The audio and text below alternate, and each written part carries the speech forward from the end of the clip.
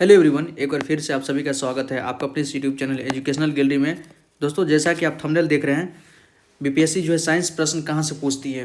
हूबहू देखिए, ये बीपीएससी का क्वेश्चन है और यहाँ पर हम यही question match the same question जो बीपीएससी कॉपी की है वो क्वेश्चन का यहाँ पर कटआउट है। देखिए, ये सारा क्वेश्चन जो बीपीएससी है इस बार एनसीईआरटी एग्जाम्पलर से पूछे। पहले भी बीपीएससी जो है एनसीईआरटी एग्जाम्पलर का क्वेश्चन एज इट इज़ उठा लेती है। हम तो यहाँ पर आपको एक ही क्वेश्चन डिस्कस कर रहे हैं दोस्तों, ठीक है। लेकिन जो भी इस बार बीपीएससी 17वीं बीपीएससी जो भी एग्जाम दिए थे, आप उनसे पूछिएगा, मैक्सिमम क्वेश्चन एग्जाम्पलर से उठाया गया था। या धीरे धीरे हम सारे क्वेश्चन को आपको डिस्कस करेंगे कौन क्वेश्चन कहाँ से लिया गया था। अधिकतर क्वेश्चन 9th से लिया गया है और कुछ क्वेश्चन 10th से भी लिया गया है, कुछ क्वेश्चन 8 से भी लिया गया है। ऑलरेडी दोस्तों, तो 9 से ज़्यादा क्वेश्चन है, फिर 10 से, फिर 9 10th है और 8 भी है। एग्जाम्पलर से क्वेश्चन लिया गया और एग्जाम्पलर का क्वेश्चन देखिए हूबहू यहाँ पर ये एनसीईआरटी का एग्जाम्पलर देखिए, केमिकल रिएक्शंस इक्वेशंस, ये चैप्टर 1 है, क्लास 10th का है और यहीं से बीपीएससी ने ये क्वेश्चन को उठाया है। आइए पहले क्वेश्चन को डिस्कस कर लेते हैं, फिर आए दिन हम आगे का भी क्वेश्चन डिस्कस करेंगे। अगर आप चाहते हैं कि हम ये सारा आपको बीपीएससी का साइंस अगर करना है तो आपको सारा 9 10th का दोस्तों 9 10th का कंप्लीट एनसीईआरटी एग्जाम्पलर का आना चाहिए। आइदर हिंदी मीडियम हो या इंग्लिश मीडियम हो, दोनों अच्छे से हम बता सकते हैं। यदि आप कमेंट कीजिएगा तो हम धीरे धीरे सारे टॉपिक का एनसीईआरटी एग्जाम्पलर आपको सॉल्व करके बता देंगे अच्छे से, ताकि चीज़ें आपको मेमोराइज रहे। दोस्तों, एग्जाम में अगर आया तो बना सकते हैं, चाहे आप बीपीएससी पीसीएस का एग्जाम देते हैं या टीआरई वाला जो एग्जाम होने वाला है, सब में मैक्सिमम क्वेश्चन आपको एनसीईआरटी एग्जाम्पलर से देखने को मिल जाएगा साइंस का क्वेश्चन। खैर, इस क्वेश्चन को पहले सॉल्व करते दोस्तों। देखिए क्वेश्चन क्या है, which of the following are exothermic process. देखिए सेम क्वेश्चन है, which of the following are exothermic process, NCERT exemplar का क्वेश्चन है। ऑप्शन भी देखिए सेम है, evaporation of water, dilution of acid H2SO4, reaction of water with quicklime, sublimation camphor.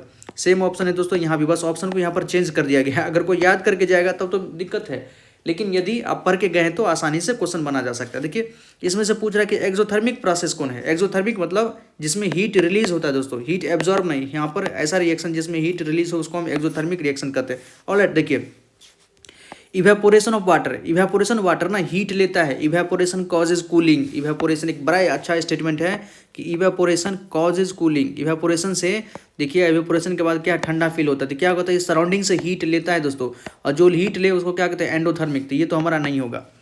Dilution of an acid H2SO4, बिल्कुल dilution अपने आप में exothermic process है, इसलिए डाइल्यूशन धीरे धीरे किया जाता है। पानी में हमको एसिड मिलाते हैं, ना कि एसिड में पानी मिलाते हैं, तो ये तो हमारा एक्सोथर्मिक प्रोसेस है।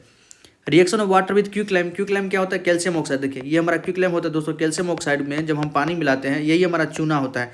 आपने मिलाया भी होगा चूना में, देखिएगा जब हम पानी डालते हैं, चूना का अगर पत्थर होता है तो वो चूना का पत्थर एकदम बिखर जाता है या वाटर में धीरे धीरे सॉल्युबल हो जाता है, घुलने लगता है और एनॉर्मस अमाउंट में हीट निकलता है दोस्तों। क्या बनाता है, कैल्शियम हाइड्रोक्साइड, ठीक है, इसको हम स्लेक्ट लाइम करते हैं और वाटर तो वहाँ पर बनता ही है, ठीक है, और एनॉर्मस अमाउंट में हीट रिलीज होता है। इसलिए आप जब भी देखिएगा घर में भी अगर आप पुताई किए होंगे, चूना अगर मार्केट से खरीद के लाएंगे तो उसको प्लास्टिक के बर्तन में कोई चूना को नहीं घोलता है, उसको या तो टीन में उसको घोलता है, या कोई टोपिया वोपिया हो सकता है उसमें घोलता है, क्योंकि एक्सेस अमाउंट में हीट रिलीज होता है। तो ये हमारा कॉमन सेंस से भी हम कर सकते थे। Reaction of water with quicklime, ये अपने आप में एक्सोथर्मिक रिएक्शन है।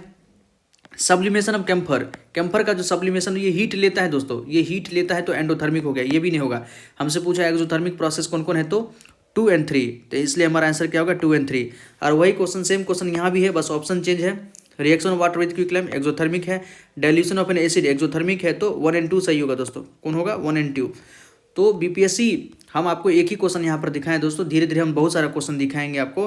कहने का मतलब बीपीएससी जो क्वेश्चन जो है आप एग्जाम्पलर से पूछ रही है, चाहे टीआरई का हो, टीआरई का कई सारा एग्जाम हो चुका है, मैक्सिमम क्वेश्चन एग्जाम्पलर से ही पूछा गया है।